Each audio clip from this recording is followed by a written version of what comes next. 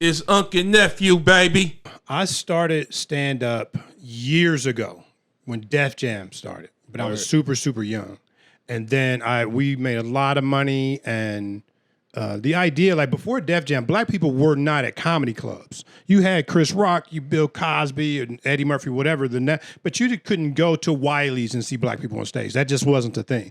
Def Jam comes, and so now that's the new, I got to get some black people on stage. And so it was fun then. And so, to jump in it, you could get in and do like the shows y'all doing now. They'll pay you $1,500 a show to do it. It just was, everybody wanted it, right? And then all of a sudden, I thought it was easy money. I didn't expect to do that forever. I went through college, I went through the military, so it wasn't going to be a career for me.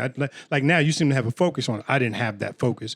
And so I thought, okay, let me get to work at the bank, because that's where the degree is. That's where life was expected. So I did that, got married, and stepped away. But I came back on the scene in 2011 at Go Bananas. Oh, Go Bananas. So yeah, so from then is when I've been writing and paying attention. Before, you're just doing Lorena Bobbitt jokes or, Def Jam kind of Taking stuff. y'all back.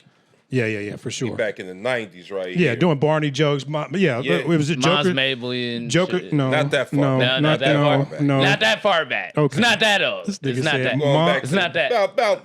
About Bill Clinton is, we write when Bill Clinton I'm was not getting gonna lie. I elected. get some mics. I still hear niggas saying it's close to Mons Mabley, man. I'm not even gonna lie. He almost said like, Not so gonna like lie. Al Jolson and Not gonna lie. I'm just being real. I'm just being real. Nobody tap dancing, damn it. So Harriet Tubman was around? Like, no, man, Oh come yeah, on, so bro. Harriet Tubman Yeah. was at the club just laughing. nah. I'm trying to think when we first crossed paths. I can't even really. We first crossed, I thought about this the other day, we crossed paths at Rocky's Pizza Ring. Okay. That's when we first crossed paths. Wow. Yeah. Woo. Yep. That was an old Yeah, what was that like? showcase mic out in a place called Beaver Creek. Yeah. And they had a nice crowd and everything. Yeah. And, Nice following. Yep.